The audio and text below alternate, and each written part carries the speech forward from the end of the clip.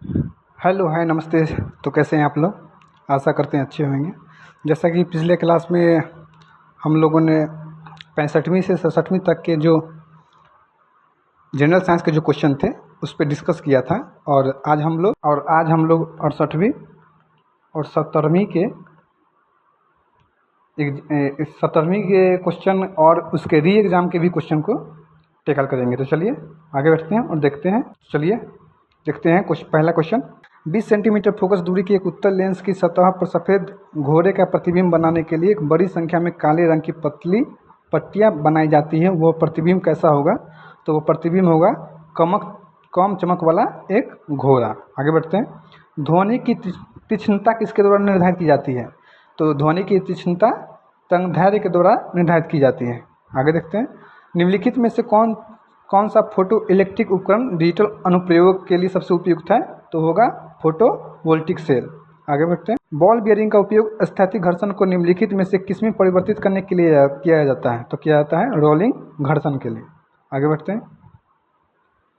Football के खेल में एक गोलकीपर फुटबॉल गोल में पकड़ने के बाद अपने हाथों को पीछे की ओर खींचता है। यह गोलकीपर को किस प्रकार सक्षम बनाता है? तो वो बनाता है संवेग परिवर्तन की दर को कम करने में। इसी प्रकार क्वेश्चन आ जाएगा कि कैच पकड़ने में अपने हाथों को पीछे ओर खींचता है तो किस प्रकार सक्षम बनाता है? तो उसका भी आंसर होगा संवेग परिवर्तन की दर को कम करने में। आगे बढ़ेंगे। निम्नलिखित में से कौन सा एक रेडियोधर्मी तत्व द्वारा उत्सर्जित धनात्मक रूप से आवेशित कण है? धनात्मक होता है अल्फा कण और ऋणात्मक होता है बीटा कण। ऋणात्मक होता है बीटा कण। केंद्राभिमुखी बल किसके लिए जिम्मेदार है? तो जिम्मेदार है वस्तु को वृत्ताकार पथ पर गतिमान रखना। आगे देखते हैं। 3 धातुओं ए, बी एवं सी का मानक इलेक्ट्रोड विभव क्रमशः 0.5 वोल्ट, -3 वोल्ट एवं -1.2 वोल्ट है। इन धातुओं की अपचयन शक्ति क्या होगी? तो होगी सी आंसर। आगे देखते हैं। 100 डिग्री सेल्सियस ताप पर वायु में जलने की तुलना में 100 डिग्री सेल्सियस पर स्थित वाष्प में जलना कौन सा खतरनाक है? तो खतरनाक है सी। ज़्यादा वाष्पीकरण की तुलना में ऊष्मा का कारण ज़्यादा खतरनाक है। ज़्यादा वाष्पीकरण की गुप्त ऊष्मा के कारण ज़्यादा खतरनाक है। आगे देखते हैं। एक पेड़ के तने में मृदा सतह से 1 मीटर दूरी पर एक कांटी ठोकी जाती है। 2 वर्ष बाद वह कांटी होगी उसी जगह पर। आगे देखते हैं। यकृत में भंडारित होते हैं। इसका आंसर होगा डी। यकृत में भंडारित होते हैं ए, डी, ई, के और B12। ये होते हैं भंडारित। चलिए आगे बढ़ते हैं।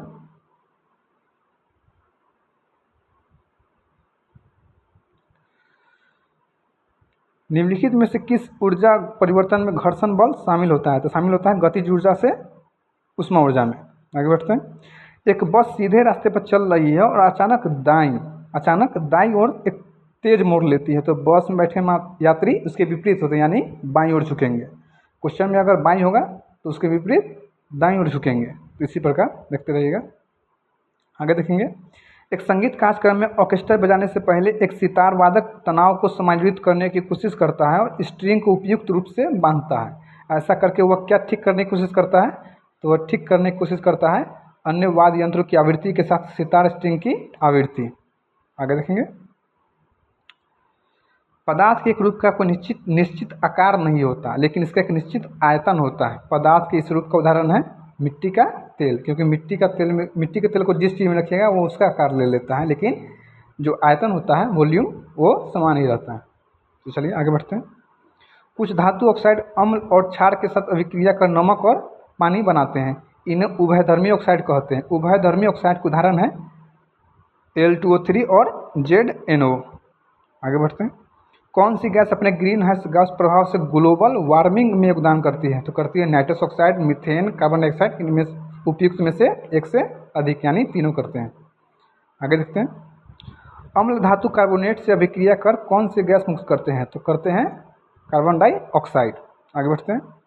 HOOCCOOH को कौन सा अम्ल कहा जाता है? तो कहा जाता है ऑक्जेलिकम। एसिटिक अम्ल का क्या होता है? तो एसिटिक अम्ल का CH3COOH होता है। आगे बढ़ेंगे। आपको 3 प्रखनलियाँ दी गई हैं, उनमें से एक में अशुद्ध जल यानी शुद्ध जल और अन्य 2 में, एक में अम्लीय तथा दूसरे में क्षारीय विलयन है। इनमें से किस में लाल लिटमस नीला हो जाएगा? तो होगा क्षार में। किस में हो जाएगा? क्षार में। एसिटिक अम्ल की गंध किसके समान होती है? तो होती है सिरका के समान। किसके समान? सिरका के समान। देखेंगे आगे। शुष्क HCl गैस, शुष्क लिटमस पत्र रंग का रंग क्यों नहीं बदलती? इसलिए नहीं बदलती क्योंकि कोई H3O+ आयन मौजूद नहीं होंगे। लिटमस केवल H3O+ आयन की उपस्थिति में ही रंग बदलता है। चलिए आगे देखेंगे। विषम का पता लगाइए। सीमेंट का सेटिंग, कोयला का जलना, फल का पकना, उपयुक्त में एक से अधिक, इनमें से होगा आंसर ई। उपयुक्त में से कोई नहीं। हीरे और ग्रेफाइट के बारे में निम्नलिखित में से कौन सा कथन सत्य है? समान क्रिस्टल संरचना, समान डिग्री कठोरता, विद्युत चालकता समान, एक से अधिक। इसका आंसर होगा ई। इनमें से कोई नहीं। आगे देखेंगे। चुंबकीय बल के मापन की इकाई क्या है? चुंबकीय बल के मापन की इकाई टेस्ला होता है। वाष्प मीथेन रिफॉर्मिंग तकनीक के उपयोग से प्राप्त करते हैं क्या? करते हैं ग्रे हाइड्रोजन। क्या करते हैं? Grey hydrogen. मलेरिया के लिए क्विनाइन एक सामान्य दवा है, एक पौधे से प्राप्त होती है। यह दवा पौधे के किस भाग से प्राप्त होती है? तो क्विनाइन प्राप्त होती है तने की छाल से। आगे देखते हैं। किसमें परिवर्तन के कारण रंध्र खुलते या बंद होते हैं? तो होते हैं कोशिकाओं में पानी की मात्रा के। क्लोरोफिल सूर्य के प्रकाश के तरंगदैर्घ्य को अवशोषित करता है। कौन कौन से रंग को? तो लाल और नीला। निम्नलिखित में से कौन सा मेल सही नहीं है? सही नहीं है। आधार के पास शाखाओं के साथ मोटा, कठोर और तना। इसका आंसर होगा ए। सक्शन पुल के कारण पेड़ों में पानी बहुत ऊंचाई तक पहुंच जाता है, जिसका कारण है वाष्पोत्सर्जन। क्या होगा? वाष्पोत्सर्जन। आगे देखेंगे।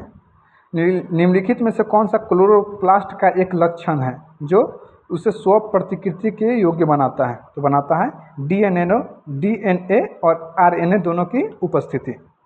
आगे देखेंगे। कंकाल के वे हिस्से जो हड्डियों की तरह सख्त नहीं होते और जो मुड़ जा सकते हैं यानी मुलायम होते हैं, तो होते हैं कार्टिलेज। कौन होते हैं? कार्टिलेज। लाइकेन में एक क्लोरोयुक्त पार्टनर एक साथ होते हैं, तो कौन से होते हैं? लाइकेन में कौन कौन होते हैं? तो शैवाल और कवक।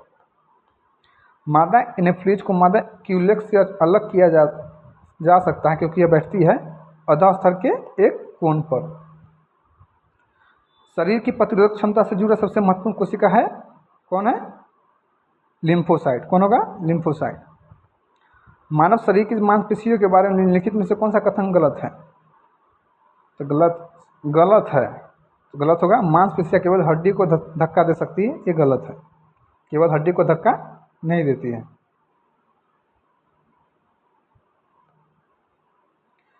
एक प्रबल विद्युत अवघट्य की चालकता तनुकरण पर थोड़ी बढ़ती है, तनुकरण पर घटती है। जब एक टेलीस्कोप के अविदृश्यक लेंस का व्यास बढ़ता है तब टेलीस्कोप की विवेचन क्षमता भी बढ़ती है। आगे देखेंगे। निम्नलिखित में से किस बीज का उपयोग अभियांत्रिकी हीरो के उत्पादन में होता है? तो ग्रेफाइट। इसमें ग्रेफाइट। हल्के बुलेट प्रूफ हेलमेट तथा आवरण अपने निर्माण में निम्नलिखित किस फाइबर का उपयोग करते हैं? तो करते हैं केवलार का। आगे देखेंगे। एक m किलोग्राम भार एवं 1 कूलम्ब आवेश वाला इलेक्ट्रॉन स्थिर अवस्था से v वोल्ट के विभवांतर से गति करता है, तो अंतिम ऊर्जा जूल में होगी d eV। आगे देखेंगे। कलियां विशिष्ट रूप से पाई जाती है दोनों पत्तियों के आधार एवं शाखाओं के सिरे पर। आगे देखेंगे। निम्नलिखित में से कौन सा इलेक्ट्रोफाइल नहीं है? तो नहीं है इसमें कौन सा? Sodium plus Na+। आगे देखेंगे।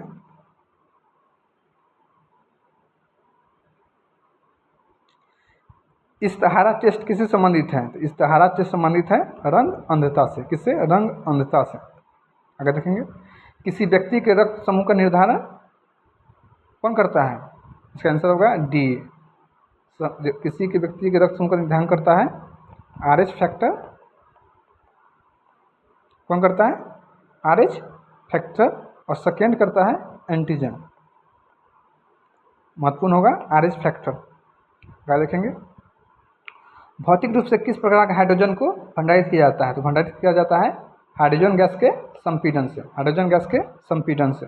आगे देखेंगे, सिरके में खट्टे स्वाद का कारक है, इसका आंसर होगा डी।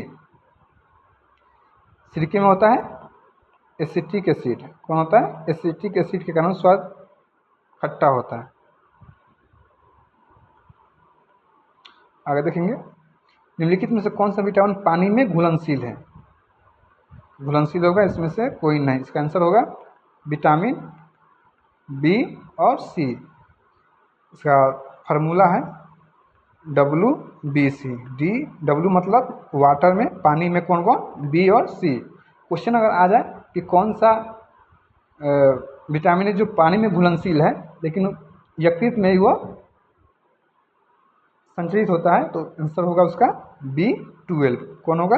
B12, इतना याद रखिएगा। मलेरिया फैलाने के अतिरिक्त एनाफ्लिज मच्छर वाहक किसका किसका है? इसका आंसर होगा ए, एंसेफ्लाइटिस एवं फाइलेराइसिस। ठीक है, अगर क्वेश्चन पूछ जाए इसी प्रकार से कि अगर क्वेश्चन पूछ जाए कि एडिस मच्छर, कौन? एडिस मच्छर किसका किसका वाहक है? एक मिनट, एडिस मच्छर किसका किसका वाहक होगा? एडिस मच्छर डेंगू का होगा, चिकनगुनिया का होगा, फिर उसके बाद जीका का होगा, उसके बाद होगा पीला बुखार का। इसी प्रकार से अगर पूछ लिया जाए क्यूलेक्स मच्छर, कौन? क्यूलेक्स मच्छर किसका वाहक है? तो वो होगा जापानी इन्सेफेलाइटिस, इसका जापानी इंसेफेलाइटिस, और उसके अलावा West Nile virus, West Nile virus. ठीक है, आगे देखते हैं, हल्दी पौधे के किस भाग से हल्दी पाउडर प्राप्त होता है? तो इसका आंसर होगा डी, प्राप्त होता है तना से। इससे तना से। आगे देखेंगे, एक संधारित्र का प्रतिघात होता है आवृत्ति के व्युत्क्रमानुपाती, आवृत्ति के व्युत्क्रमानुपाती। आगे देखेंगे, साइटोप्लास्ट के अंदर प्रकाश संश्लेषण की अंधेरी अभिक्रिया का वास्तविक स्थल होता है स्ट्रोमा। कौन होता है? स्ट्रोमा। वनस्पति तेल को वनस्पति घी में हाइड्रोजनीकरण हेतु उपयोग में आने वाला उत्प्रेरक है निकेल। कौन है? निकेल, यानी Na, निकेल। आगे देखेंगे, नवीकरणीय ऊर्जा का अर्थ है सौर ऊर्जा से उत्पादित बिजली, सही है। थर्मल प्लांट से उत्पादित बिजली, गलत है। कोयले से उत्पादित बिजली, गलत है। पवन ऊर्जा से उत्पादित बिजली, सही। इसका आंसर होगा A4 यानी डी। एक्सरे का एक गुण यह है कि उन्हें विक्षेपित किया जा सकता है, इसका आंसर होगा डी, क्योंकि एक्सरे जो है विद्युत चुम्बकीय तरंग है और इसका कोई आवेश नहीं है, आवेश नहीं है, जिसके कारण वो विक्षेपित इनमें से किसी को नहीं कर सकता। चलिए आगे देखते हैं, जब टीके के द्वारा शरीर में एंटीजन प्रवेश करता है तो संक्रमण से लड़ने के लिए एंटीबॉडी की उत्पत्ति होती है केवल बी कोशिकाओं द्वारा, केवल बी कोशिकाओं द्वारा। आगे देखेंगे, निम्नलिखित में से कौन टेस्ला का समतुल्य है? टेस्ला का समतुल्य होगा न्यूटन पर एम्पियर मीटर, न्यूटन पर एम्पियर मीटर। आगे देखेंगे, सूक्ष्म जीवों द्वारा कार्बनिक पदार्थों को तोड़ने की प्रक्रिया क्या कहलाती है? कहलाती है अपघटन। क्या कहलाती है? अपघटन। निम्नलिखित में से कौन सी वैल्यू सोलर स्थिरांक का मान है? तो सोलर स्थिरांक का मान होता है 1.4 किलोवाट प्रति मीटर स्क्वायर। आगे देखेंगे, निम्नलिखित में से कौन सा दिए गए तार का प्रतिरोध है? प्रतिरोध होगा V/I, V/I। आगे देखेंगे, उर्वरक के किस घटक का उपयोग शीघ्र विकास को प्रोत्साहित करने के लिए किया जाता है? किया जाता है फास्फोरस को। किसको? फास्फोरस को। निम्नलिखित में से किसके लिए प्रकाश संश्लेषण में क्लोरोफिल का उपयोग किया जाता है? किस लिए किया जाता है? प्रकाश को अवशोषित करने के लिए, प्रकाश को अवशोषित करने के लिए। आगे देखेंगे, निम्नलिखित में से कौन सा एक गैर संपर्क बल है? तो कौन सा है? चुंबकीय बल। कौन सा है? चुंबकीय बल। आगे देखेंगे, निम्नलिखित में से कौन सा वायु प्रदूषण का प्रमुख कारण है? प्रमुख कारण है, तो इसका आंसर होगा जीवाश्म ईंधन का जलना, होगा जीवाश्म ईंधन का जलना। आगे देखेंगे, निम्नलिखित में से कौन सा सोडा अम्ल अग्निशामक का घटक है? इसका आंसर होगा तनु सल्फ्यूरिक अम्ल बाइकार्बोनेट विलयन, यानी डी। आगे देखेंगे, जीवन की संरचनात्मक और कार्यात्मक इकाई है कोशिका। आगे देखेंगे, निम्नलिखित में से कौन सा विकिरणें शरीर के दर्द से राहत पाने के लिए उपयोग की जाती है? इसका आंसर होगा इंफ्रारेड। ये रिपीटेड क्वेश्चन है, 65वीं में पूछा था और अभी भी पूछा है। आगे देखेंगे, निम्नलिखित में से कौन सा फर्श टाइल्स बनाने के लिए निम्नलिखित में से फर्श टाइल्स बनाने के लिए उपयोग किए जाने वाला मेलामाइन एक उदाहरण है थर्मोसेटिंग प्लास्टिक, थर्मोसेटिंग प्लास्टिक। आगे देखेंगे, निम्नलिखित में से कौन सा महत्वपूर्ण कोरंडम और क्रायोलाइट धातु के अयस्क हैं? तो होगा एल्यूमिनियम, एल्यूमिनियम। आगे देखेंगे, निम्नलिखित में से कौन गैसों के द्रवीकरण के लिए उपयुक्त स्थिति का प्रतिनिधित्व करता है? द्रवीकरण के लिए, यानी कम तापमान और उच्च दाब, उच्च दाब। आगे देखेंगे, निम्नलिखित में से कौन सा रक्त का तरल भाग है? तो तरल भाग हुआ प्लाज्मा, रक्त का तरल भाग प्लाज्मा होता है। आगे देखेंगे, निम्नलिखित में से प्रथम कृत्रिम तैयार किया गया तत्व कौन सा है? टेक्नीशियम। कौन सा होगा? टेक्नीशियम। आगे देखते हैं, किन जीवों में बीजाणु निर्माण द्वारा प्रजनन होता है? तो बीपीएससी इसको डिलीटेड क्वेश्चन मानता है, डिलीट किया, इसको डिलीट कर दिया गया था, लेकिन इसका आंसर होना चाहिए कवक। कवक क्यों? क्योंकि कवक में एक कवक प्रजाति का एक है राइजो, एक मिनट, राइजो पस या ब्रेड होल्ड, ब्रेड मोल्ड है कवक जो बीजाणु निर्माण द्वारा प्रजनन करता है। आगे देखेंगे, निम्नलिखित में से कौन सी उष्मा क्षेपी प्रक्रियाएं हैं? तो कौन सा होगा? इसका आंसर होगा सल्फ्यूरिक अम्ल का तनुकरण और बिना बूझे हुए छूने के साथ प्रतिक्रिया, यानी 2 और 3। आगे देखेंगे, निम्नलिखित में से किस जीवाणु बीमारी को प्लीहा ज्वर कहा जाता है? तो प्लीहा ज्वर कहा जाता है एंथ्रेक्स को। ये भी क्वेश्चन देख ले। टाइफाइड जो होता है, टाइफाइड बैक्टीरिया के कारण होता है, टाइफाइड बैक्टीरिया के कारण। कोलेरा यानी हैजा भी बैक्टीरिया के कारण होता है। चलिए आगे देखेंगे, परमाणु की संरचना के लिए एक मॉडल प्रस्तावित करने वाले प्रथम व्यक्ति कौन थे? तो थे जे थॉमसन। जे थॉमसन परमाणु संरचना के लिए मॉडल प्रस्तावित करने वाले पहले व्यक्ति थे, क्योंकि जे थॉमसन ने ही इलेक्ट्रॉन की खोज की थी, इलेक्ट्रॉन की। उसके बाद जो रदरफोर्ड है, ये प्रोटॉन की खोज किए थे, प्रोटॉन की जो प्लस होता है।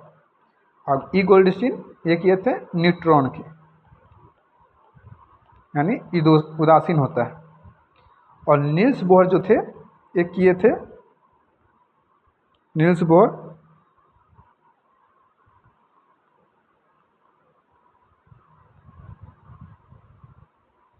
परमाणु की क्वांटम संरचना, परमाणु की क्वांटम संरचना की खोज नील्स बोहर ने किए थे। इसके अलावा रदरफोर्ड जो थे, रदरफोर्ड के द्वारा ही जो हम लोग जानते हैं अल्फा बीटा की खोज भी रदरफोर्ड के द्वारा ही किया गया था, अल्फा बीटा की खोज। इसी कारण रदरफोर्ड कहा जाता है नाभिकीय भौतिकी के पिता। नाभिकीय भौतिकी के पिता किसे कहा जाता है? रदरफोर्ड को। नाभिकीय भौतिकी के पिता रदरफोर्ड को कहा जाता है। आगे देखते हैं, डाल्टन के परमाणु सिद्धांत की सफलतापूर्वक व्याख्या किया जाता है द्रव्यमान संरक्षण का नियम से, स्थिर संगठन के नियम से। और बहु अनुपात के नियम से। इसका आंसर होगा 1, 2 और 4, 1, 2 और 4 डी में। आगे देखेंगे, निम्नलिखित में से कौन सा जोड़ा विस्थापन प्रतिक्रिया देगा? तो विस्थापन प्रतिक्रिया कौन देता है? AgNO3 विलयन और कॉपर धातु। इसका आंसर होगा बी। आगे देखते हैं, निम्नलिखित में से कौन सा अम्ल पेट में स्रावित होता है? तो पेट में स्रावित HCl यानी हाइड्रोक्लोरिक अम्ल होता है। आगे देखेंगे, निम्नलिखित में से कौन सा लोहे का अयस्क है? तो लोहे का अयस्क होता है लिमोनाइट। कौन होता है? लिमोनाइट। पाइराइट भी लोहा का होता है, लेकिन लोहा के साथ साथ ये सल्फर का भी होता है। लोहा सल्फर का भी होता है, लेकिन इसका जो मुख्यतः जो काम होता है पाइराइट का, ये गंधक यानी सल्फर बनाने में किया जाता है, सल्फर बनाने में।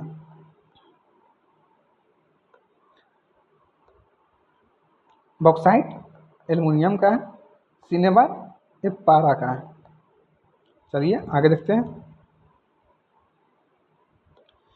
किस मीटर का उपयोग वाहन द्वारा तय की दूरी को मापने के लिए किया जाता है? दूरी को मापने के लिए, दूरी किससे मापा जाता है? ओडोमीटर से। किससे? ओडोमीटर से। अगर स्पीड को मापना हो तो स्पीडोमीटर से। चलिए हम लोग आज 68वीं और 17वीं के दोनों पेपर यानी मेन और री एग्ज़ाम दोनों पेपर के जनरल साइंस का हम लोग डिस्कस किए हैं, और कल करेंगे 69वीं और 71वीं का।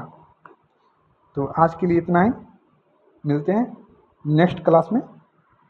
धन्यवाद।